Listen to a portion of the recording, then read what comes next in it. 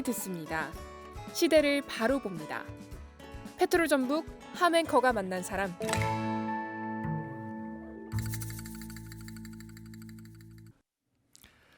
네, 세상에 장애인은 없다. 장애 사회만 있을 뿐이다. 어떻게 들으셨습니까, 여러분? 오늘 최창현 대표를 만나러 왔습니다. 대표님 안녕하세요. 예, 안녕하세요. 반갑습니다. 예. 최근 대선 후보들마다 여러 가지 사회복지 정책 이야기들을 하고 있고, 이게 대선 그냥 공약으로만 내세우는 것인지 진정성이 있는 것인지, 얼마나 이 장애인과 가족들의 돌봄 문제에 진심을 갖고 있는지는 모르겠습니다만, 어떤 때가 되면 하는 방송, 때가 되면 나오는 선거 공약이 아닌 우리의 사회의 한 일부로 생각하는 인식이 필요할 것 같아서 오늘 함앵커가 만난 사람은 장애인의 인권과 권익을 보호하고 옹호하기 위해 활동하고 있는 장애인 인권연대 최창현 대표와 함께 말씀 나누겠습니다. 어떻게 지내셨어요? 예, 분명 일상이 예. 내 장애인 인권 문제 그리고 장애인 인권 문제를 어떻게 제도화시키고 지속적으로 안정화시킬 것인가, 그리고 혹시라도 지금 곳곳에 지역사회 곳곳에서 발생하는 장애인 인권 침해 문제를 조금이라도 신속하게 다가가서 권익 옹호를 하고 이런 일들을 하려고 항상 하고 있는데, 예. 이런 마음과 별개로 신속하게 권익 옹호 활동이나 이런 것들이 이루어지지 못하고 있는 점이 있고요. 예. 그리고 지난 한 1년여 동안은 윤석열 정부의 장애인 인권 침해 문제 그리고 민주주의 파괴 문제 때문에 조금 지역사회 인권 문제를 좀 소홀히 하고 있었습니다. 우리 인권연대가 모토로 삼고 있는 동네 인권 36.5도거든요. 예. 그런데 동네 인권은 조금 1년 동안 소홀히 한 면이 개인적으로 좀 남습니다. 그런데 이제 다시 일상으로, 제게 일상은 이제 장애인 인권 문제니까 그렇죠. 다시 일상으로 지금 복귀하는 과정입니다. 예. 그 앞에서 하신 말씀 중에 이제 지속적 제도화, 또 인권 이런 이야기를 하셨는데 이게 잘 안 되나 봐요. 이게 제도화도 안 되고 지속적도 안 되고, 다른 것들은 삶이라고 하는 게 영위하는 순간 그 마지막까지 모든 것들이 다음 세대를 위해서도 지속적이어야 되고 안정적이어야 되고 또 제도화되어야 되는 것이 당연한 건데 왜 이 장애인 관련해서는 이게 안 되는 것인가? 그래서 늘 항상 이동권이라고 하는 기본권도 그렇고 이렇게 계속 목소리를 높여야 되는 것인가? 이거 언제까지 해야 되는 것인가에 대한 저는 질문을 저 스스로에게도 한번 해보고 있는데 대표님 생각은 어떠세요? 저는 이게 좀 개인적인 이야기보다 예. 좀 제도 이야기 말씀하셨으니까 우리 민주주의에 지금 왜곡된 한계가 아닌가라고 생각합니다. 뭐냐면 민주주의가 다수결이잖아요. 예. 장애인은 소수자입니다, 우리 사회에. 그러다 보니 실제적으로 국회에 장애인의 목소리를 대변하고 있는 장애인 당사자도 몇 명 안 되고, 예. 전북 도의회도 지역사회의 장애인의 목소리를 대변하는 장애인 당사자는 없습니다. 그리고 14개 시군에, 전북 지역 14개 시군의 기초 의원들 중에 예. 제가 알기로는 장애인 당사자는 2명인가 있는 걸로 알고 있습니다. 예. 야, 이런 부분들이 기초의원 230여 명, 도의회가 40명인데 네, 예. 당사자가 이렇게 그러다 보니까 이 민주주의라는 선거 방식에 있어서 다수결을 통해서 선출하고 있는 선거 방식에 있어서 장애인이 진출하기로, 그러니까 의회에 자기 목소리를 주장하고자 하는 장애인 당사자가 진출할 수 있기에는 한계가 있어 보입니다. 아니 꼭 당사자가 아니어도 대의잖아요. 대의. 예. 그러니까 국회의원을 300명을 저희가 지역구 비례해서 뽑는 것이고 그 목소리를 낼 수 있는 것인데, 다수결이기도 하지만 민주주의는 다원성, 다양성인데 예. 그것들은 또 담아내지 않는 그런 현실이기에 지속적 제도화 이런 얘기를 계속하고 있는 것 같습니다. 인권에 가장 초점을 맞추고 그 일선에서 계신 당사자로서 장애인 인권연대 대표를 맡고 계신데 장애인 인권연대가 만들어진 지는 얼마나 됐을까요? 예, 2014년도에 예. 창립했고요. 당시에 전북에서 구 자림원 그 당시 자림원에서 그렇죠.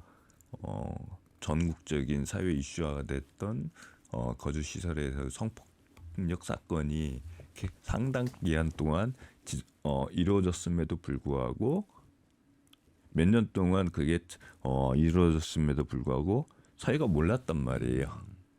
피해자한테 신속한 권리구제 활동 내지는 옹호 활동이 이루어지지 않고 있었단 말입니다. 예. 그래서 뭐 몇몇 우리 도내에 있는 장애인 당사자들이 복지가 아닌 인권을 전문적으로 할 수 있는 시민단체적 NGO 성격의 장애인 단체가 필요하다라는 그 의지가 모였고 그래서 복지단체가 아닌 인권단체로서 창립을 했습니다. 2014년 예, 예. 11년 됐습니다. 얼마 전 45회를 맞은 장애인의 날이었습니다. 이 장애인의 날 명칭도 우리 최정인 대표님은 장애 인권의 날로 바꾸자 이렇게 저 제안도 하셨어요. 제가 들어봐도 장애인의 날보다도 뭔가 그 인권이 지금 더 중요한 어떤 화두임에 분명하기에 장애 인권의 날로 바꾸는 것도 더 타당하다 이런 생각이 드는데요. 먼저 장애인의 날의 태동이 예. 대한민국은 81년 전두환 정권이 제1회 장애자의 날로 기억나네요. 시작을 했습니다. 예. 그 4월 20일. 그리고 그 전두환 정권을 이어받은 노태우 정권이 1989년 장애인 복지법이라는 걸 처음 제정하면서 법정 기념일로 장애인 복지법에 규정했습니다. 예. 그래서 장애인의 날이라고 그렇게 규정을 했고요. 그게 벌써 이제 45년이 되어오고 있습니다. 예. 그런데 예. 그동안에 장애인 인권 내지는 권익, 복지 향상을 위해서 그냥 온 게 아니고 저항과 투쟁을 했던 거거든요. 예. 이런 저항과 투쟁의 역사적 경험들을 기념하고 담아야 된다. 해서 장애인의 날이 아니라 장애인 인권의 날로 개정했으면 좋겠다라는 제안을 했습니다. 예. 누구나 조금씩의 장애를 가지고 있습니다. 차이가 있을 뿐인데 장애인과 여러분 일반인이 아니고요. 장애인과 비장애인을 이제 구분하고 있기에 이 장애인 관련해서 인권의 목소리를 더욱더 내고 있습니다. 차별과 혐오, 폭력과 학대의 대상이 아니라는 말씀을 드리는 겁니다. 제가 늘 저도 안타깝고 저도 편견이 없다고 생각하는데도 불구하고 저도 무의식 속에 편견을 갖고 있는 부분이 있다는 것을 제가 오늘 이제 만난 곳은 원래 이곳 스튜디오가 아니라 이제 제가 찾아가기로 했는데 이제 먼저 오셨습니다. 오늘 또 한 번 느꼈지만 우리 최청현 대표님의 휠체어를 타고 이 라디오 스튜디오로 들어오는데 이 턱이 너무 높다는 걸 또 한 번 그래서 턱을 넘도록 도와드리는 게 아니라 턱을 없애는 일이 우리를 도와주는 겁니다라고 말씀하신 과거의 여성 패널 분께서 장애인이셨고 그분도 휠체어를 타셨는데 참 여전히 물론 이 전동 휠체어가 좋아져서 어떻게 좀 어렵게 넘어오긴 했습니다만 인식이 이렇게 바뀌기가 어려운가 봐요. 자기가 당사자가 되기 전까지는. 뭐 당사자라고 해서 예. 스스로에 대한 뭐 사회적 편견이나 이런 것들이 없는 건 아니지만 예. 아무래도 이제 몸으로 느끼고 항상 머리로 생각하죠. 그래서 이제 이런 제도 공백에 대한 제도적인 문제에 대한 도전을 하는 거고 제도의 잘못된 제도를 바꾸고자 하는 것들이 이제 우리들의 활동이기도 하죠. 장애인 당사자들의 활동이기도 합니다. 그런데 근데 이제 보면은 우리 저기 하멘커께서 혹시 장애인 화장실 이용해 보셨습니까? 공공 건물이나 큰 건물에 장애인 화장실이 의무적으로 설치되어 있습니다. 있거든요. 예. 굉장히 넓어요 안에가. 저희 KBS도 지금 2층에 자리하고 있어서. 그러면은 여기 직장 회사에서 하멘커께서 이용을 해본 적이 있는지. 있습니다. 어때요? 일단 넓고요. 그리고 이용하는 분들은 많지 않으시고요. 예.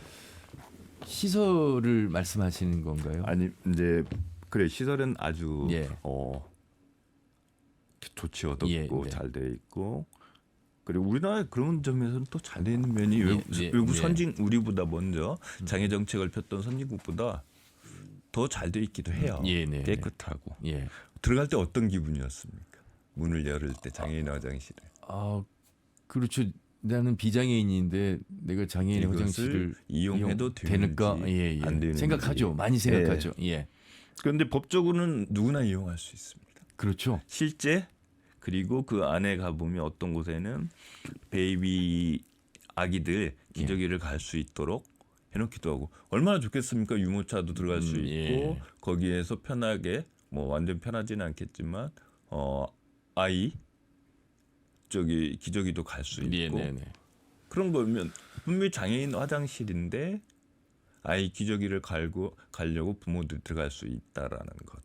이것만 생각하면 비장애인도 들어갈 수 있거든요. 예, 예. 대신 우리 이제 휠체어를 이용하는 장애인들이나 아니면 또 다른 장애인들이 이용하려고 할 때 먼저 들어갈 수 있게 하면 되는 그렇죠. 거죠. 예. 이게 또 하나 이제 그러고 장애인 화장실이라고 휠체어 막 픽토그램을 입구에다 딱 해놓으니 사람들이 들어가도 되나 어쩌나 이게 잘 그런단 말이에요. 그런데 예. 엘리베이터는 다 휠체어 픽토그램이 있어요. 맞습니다. 엘리베이터. 하지만 누구나 다 그냥 줄 서서 이용하거든요. 예. 그러다가 휠체어를 이용하는 저 같은 장애인이 오면 먼저 양보하기도 그렇죠. 하고. 예. 실제적으로 휠체어를 이용하는 제가 먼저 들어가야 다른 분들이 또 많이 탈 수가 있어요. 휠체어를 네. 이용할 수 있어요. 그런 거거든요. 근데 왜 장애인 화장실은 들어갈 때 이거 가도 되나 급하긴 한데 예. 부담을 느낀단 말이에요. 예. 이게 여기에서부터 또 제도의 허점이 제도가 또 하나의 편견을 만들기도 합니다. 나아가서 장애인은 왜 장애인 픽토그램은 휠체어만 있을까? 그렇네요. 장애인은 우리나라 장애 유형은 15가지가 있습니다. 예. 그런데 유독 장애인 화장실이나 장애인을 표시하는 제도적인 상징은 픽토그램은 휠체어만 있단 말이에요. 그러면 휠체어를 이용하지 않는 실제 휠체어를 이용하는 장애인은 260만 전체 등록 장애인 중에 얼마 안 된단 말이에요. 몇만이단 말이에요. 예. 그럼 다른 장애인들은 다 어디가 있을까? 사람들이 휠체어만 본단 말이에요. 장애를 모르는 분들이. 이러한 것이 또 하나의 편견을 만들고 확산시키는 하나의 또 역할을 하고 있다. 문제점이 있다. 있는 거죠. 이렇게 다양한 각도에서 생각하는 힘 자체도 없고 고민의 어떤 흔적도 사실 없이 살고 있습니다. 그렇게 많은 사람들이 함께 공감하는 도수가 좀 더 낮은 게 아닐까. 다시 말씀드리면 장애인의 같은 경우도 정말 무색무취거든요. 예. 장애인 하나를 전두환 정권이 처음에 했을 때 4월 20일이 통계적으로 일기 통계상 가장 좀 비도 적게 내리고 맑은 날이래요. 그래서 그날을 정했다라는 이야기가 썰이 있어요. 예. 그래서 그날로 했다라는 이야기에 정말 뭐 장애인이 갖고 있는 다양한 욕구 그리고 차별이나 인권 침해에 대한 저항 이런 것들을 다 전혀 담고 있지 못하고 있는 예. 거예요. 그래서 장애인의 날 자체가 또 하나의 우리 사회의 장애인의 인권과 복지 향상을 위해서 하나의 또 걸림돌이 되는 역할을 하고 있지 예. 않나라는 생각을 하고 있었고 그래서 장애인 인권의 날로 좀 더 그 장애 역사, 우리 사회의 장애 역사를 좀 더 담고 향후 나아가야 할 지향점을 좀 장애인 날 자체를 바꿔보자.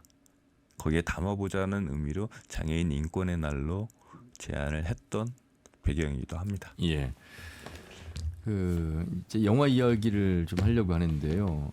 몇 년 전에 전주 출신 영화 감독이 만든 학교 가는 길을 잘 봤습니다. 초청받아서 너무 잘 봤고 참 이렇게 학교 한 번 가기가 어려운 현실이구나라는 모습 그 이후에도 많은 생각을 하게 됐는데 우리 최창현 대표님 장애 학생의 생명권과 안전 보장을 촉구하면서 단편 영화 스쿨버스를 제작하기도 했습니다. 직접 시나리오를 쓰셨다고요? 예. 당시에 이제 2022년 도 한참 코로나 시기에 코로나19 시기에 도내에 있는 장애인 특수학교에서 장애인들이 다니는 특수학교에서 이제 사망한 장애 학생이 사망한 사건이 발생했었죠. 예. 그러면서 21년도 사건입니다. 22년도 사건입니다. 봄에 일어난 사건인데요.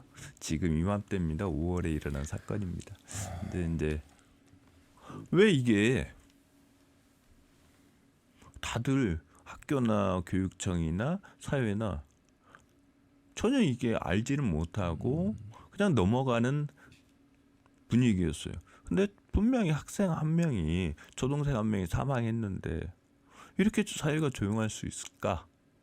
그리고 또 부모님이 와서 하소연을 하는 그 상담을 하면서 옳고 그름의 문제를 떠나서 어쨌든 우리의 장애 학생도 우리의 미래를 대한민국의 미래를 짊어진 하나의 시민권자가 성장해야 될 그런 당당한 주권자인데 이게 우리 사회가 너무나 무관심하다 해서 거기에 대한 취재를 해보고 그리고 왜 수사가 제대로 안 되겠는지 왜 이게 묻혀져 버렸는지 이런 과정들에 대한 것들을 좀 알게 되면서 이걸 좀 더 사회적으로 좀 알릴 필요가 있다라는 생각으로 이제 그게 이제 좋은 수단이 유튜브 영상이었고 그래서 그걸 이제 소재로 했고 당시에 이제 부모님과 충분히 이야기를 나눴었고요.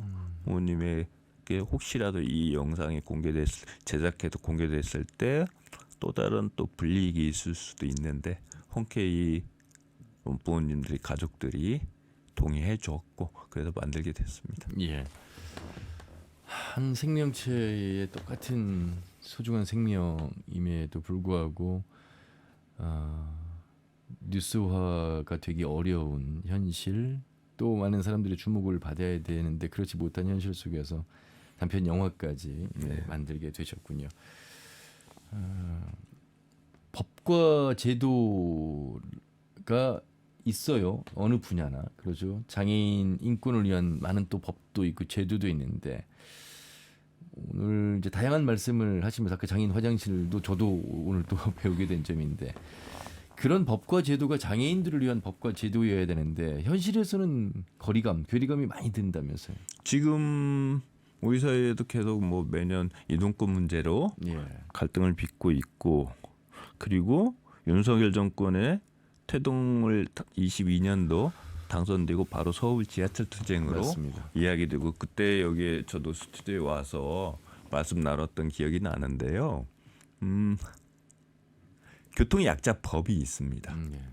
장애인 이동권을 증진하고 교통약자들이 이동권을 증진시키기 위해서 만든 법인데요. 그게 법이 지금 현재 교통약자라고 하면 노약자, 영유아, 임산부 그리고 장애인입니다. 실제 교통약자 중에 장애인 비율은 얼마 안 됩니다. 노약자가 많죠. 노인 인구 1,000만 시대인데 그런데 휠체어를 이용해서 탑승할 수 있는 특수 차량이라고 하는데 특별교통수단이라고 하는데 이 기준이 뭐냐면 장애인 150명당 한 대. 우리 등록장애인이 중증장애인 150명이 있으면 그것도 전체 장애인이 아니라 심한 장애인, 중증장애인이라고 하는데 중증장애인 150명 인구당 특별교통수단 한 대라고 그렇게 시행을 하고 있습니다. 그러면 근데 그 차를 이용하는 사람들은 노인도 이용할 수 있고 임산부도 이용할 수 있고 실제 노인이 지금 많은 부분들이 30-40% 정도가 제가 알기로는 전북 지역에서도 노인이 이용하고 있는 걸로 알고 있습니다. 여기에서부터 현실과 제 법상의 규정과 현실 속에서 그 시행되는 것 차이가 있는 거고요. 결국 예산 문제겠죠. 그리고 두 번째는 우리가 투쟁을 하고 저항을 하고 차별 철폐 운동을 해서 만든 법과 제도들이 국회에서 입법을 합니다. 보건복지부가 세웁니다. 하지만 전달 과정에서 국회, 보건복지부 그리고 광역, 지방자치, 전북도 그다음에 기초단체, 전주시 내지는 다른 14개 시군으로 네네. 이제 내려가서 그 정작 그런 과정을 통해서 장애인 당사자한테 전북 지역 13만 장애인 당사자한테 이제 정책들이 시행이 돼요. 이러한 전달 과정에서 그런 누수라든지 정책 누수라든지 정책 왜곡 현상이 일어납니다. 그래서 장애인 단체나 장애인 인권연대가 정책 모니터링을 열심히 해야 되는 이유입니다. 그래서 정책 왜곡이 없도록 또는 정책 누수가 없도록 또는 법은 만들어졌지만 보건복지부 또는 행정정부 차원에서 예산 부족 문제가 생깁니다. 예. 좀 전에 말씀드린 것과 같이 교통약자법은 만들었지만 희한하게 장애인 중증장애인 150명당 한 대로 이렇게 법을 만들어 놓으니 실제적으로 예산이 부족한 거죠. 적게 투입된 거죠. 중앙정부 차원에서부터. 실제적으로 전주시 같은 경우는 법정 대수를 이미 초과했어요. 예. 몇 년 전부터. 그러니까 전주시는 할 말이 있는 거죠. 우리는 법 준수했고 이미 초과해서 예산 투자를 하고 있다라고 변명을 할 수 있는 거예요. 교통약자법이나 그 국토교통부 지치 시행령에 어긋나지 않고 있고 오히려 더 지자체 예산을 투자하고 있는 거예요. 예. 이런 문제. 그 제가 언젠가 전주 시내를 그 무전동 휠체어를 타고 저상버스를 타기 위해서 인도를 제 휠체어를 타고 가서 정거장에서 버스가 오면 그 수평을 맞춰서 이게 탈 수 있게끔 탑승할 수 있게끔 돼야 되는데 비장애인이 먼저 도로로 나가니까 기사님이 가까이 올 수 없으니까 이 거리가 머니까 탈 수가 없는 거예요. 그러니까 이 한 불편함이 인도도 그렇게 울퉁불퉁한지 좀 몰랐고요. 예, 그렇죠. 이 저상버스 그러니까 제도는 있는데 시행은 하는데 이게 현실 속에서는 너무너무 힘든 거예요. 예. 그리고 막상 제가 탔는데 많은 분들이 그 시간이 지체되니까 바라보는 시선도 너무 따갑고 그렇죠. 예. 그러니까 이게 법과 제도만으로 되는 건 아닌 것 같고 여러 많은 우리 함께하는 시민들의 의식도 변화 속에서 인내심도 필요하고 오히려 더 도와줄 수 있는 용기도 필요하고 어떻게 보세요? 이런 부분들까지도 말씀하자면 한두 끝도 없을 것 같긴 합니다만. 그래서 이제 장애 인식 개선, 뭐 교육이라든지 우리가 이제 하고 있고 많은 우리 말고도 인권연대 말고도 많은 장애인 단체에서 또는 장애인 복지관에서도 장애 인식 개선 교육이나 활동 등을 하고 있습니다. 하지만 이제 한계가 있는 거고요. 그 하는 데 있어서는 제가 이제 그 저도 저상버스를 초기에 몇 년 전에 저상버스 도입 운동을 하고 했고 그리고 이용도 해봤습니다. 이용도 해봤는데 이거를 운전원의 그러한 그 부주의나 운전원의 인식 문제로 책임으로만 하기에는 아닌 것 같다라는 생각이 많이 들었습니다. 그리고 실제적으로 학생들이나 출퇴근 시간대에 저상버스가 와도 이용하기. 방금 이제 하마이커께서 들은 애가 그런 거죠. 그래서 시간이 걸리죠.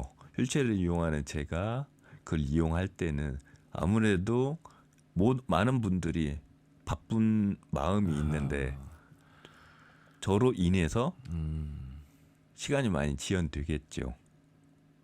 그런데 이 문제를 개인의 책임이나 개인의 뭐 배려 내지는 개인의 인식 문제로 책임을 묻고 내지는 인식 개선으로 이걸 바꿀 수 있다.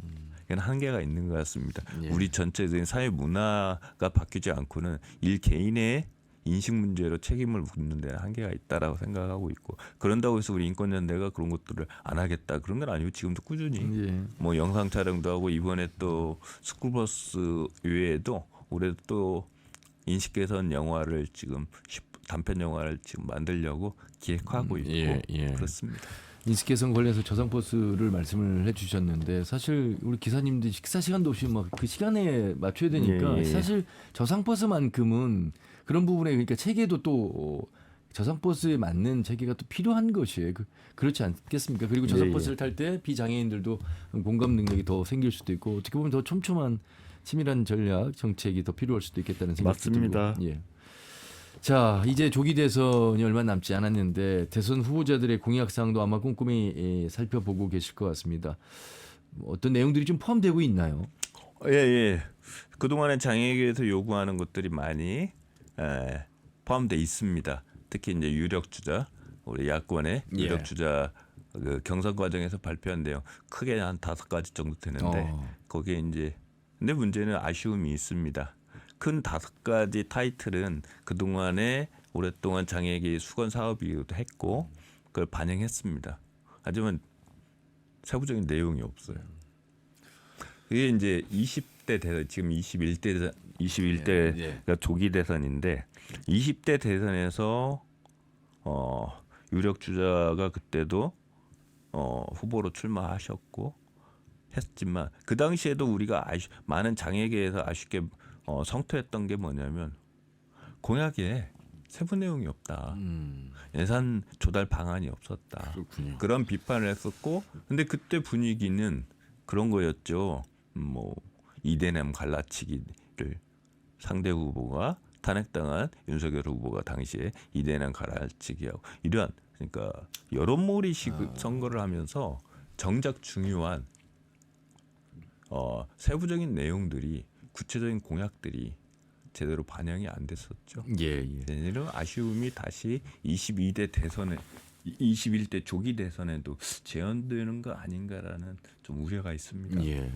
선거권을 다 갖고 계시잖아요. 대표님이나 저나. 예. 근데 투표로 가기가 사전 투표도 이틀 하고 당일 투표도 있습니다만 투표소가 1층이 아닌 2층에 마련되는 곳도 있고 그럼 어떻게 2층에 올라갈 수 있을까 이런 생각은 안 해봤을까? 뭐 아주 간단한 질문인데 우리 장애인들에게는 투표권 행사부터도 쉽지가 않은 것 같습니다. 대선 공약도 뭐 세부적인 것도 없는 것이지만 예, 참정권 문제가 이제 항상 화두가 되기도 하고 뭐 저의 이야기보다 발달장애인 이야기를 하면 실제 사건이 됐었고 문제가 됐던 게 뭐냐면 저 같은 경우는 저를 먼저 말씀드리면 투표 보조인 제가 이제 손을 못 쓰니까 안 되니까 기표를 할 수 있는 투표 보조인이 있습니다. 제가 몇 번 이야기하면 거기에 기표를 할 수 있도록. 그런데 발달장애인에게 그게 없어요. 그러다 보니까 뭐 지금 올해 이제 최종 투표 용지에 몇 명의 대선 후보가 기재가 될지는 모르겠지만 우리가 이제 잠깐 지방선거를 돌이켜 보면 뭐 엄청나게 많잖아요. 최소한 7번의 투표를 해야 됩니다. 어떤 분들 장애인이 아니어도 난독증이 있는 분들이나 그렇죠. 어떤 분들한테는 이게 정확히 기표하기가 그죠. 쉽지는 않아요. 예. 그런데 특히 우리 이제 발달장애인 전체는 아니지만 일부 발달장애인들이 투표를 하고 싶어요. 소중한 참정권이고 나의 투표권이니까. 한데 딱 갔는데 기표하기가 너무 어려워. 그리고 또 정확하게 칸 안에 기표를 해야 하잖아요. 이게 쉽지는 않은 거예요. 누구한테는. 그렇죠. 이거에 대한 투표 보조인이 좀 있었으면 좋겠다. 그래야 참정권이 보장되는 거 아닌가라는 생각을 합니다. 예. 아울러서 우리 장애인분들도 일을 해야 하고 또 일을 통해서 급여를 받고 생활하셔야 되는데 공공기관의 장애인 고용 문제가 늘 지적이 됐는데 뭐 몇 년 전이나 지금이랑 비슷한 수준인가 봐요, 대표님. 뭐 한때 제 이제 전북교육청이 세금으로 의무 고용을 지키지 않아서 고용 부담금을 내는 문제를 우리 인권연대 주도로 많은 장애인 단체들이 협력해서 그걸 해결하고자 하는 노력을 했던 기억이 좀 나고요. 최근 자료를 보니까 최신 자료를 이제 보면은 지금 국방부하고 교육부가 최근 5년 동안 460억을 냈어요. 의무 고용을 준수하지 않아서 예. 463억 원 정도를 과징금 형태, 그러니까 의무 고용 미준수로 인한 고용 부담금을 예. 냈습니다. 최근은 이게 다 세금이거든요. 세금으로 차라리 그 돈으로 그러니까요. 아유, 고용을 조금만 더 했어도 그 돈을 내지 않았을 건데라는 생각을 해보고요. 그리고 장애인 고용을 실무적으로 기획하고 집행하는 데가 가장 한국 장애인 고용공단입니다. 예. 이건 뭐 꼭 전북지사도 있고 곳곳에 있는데 재밌는 거는 2013년도에 그 고용공단 내부의 장애인 직원이 23.7%였습니다. 네. 2014년도에.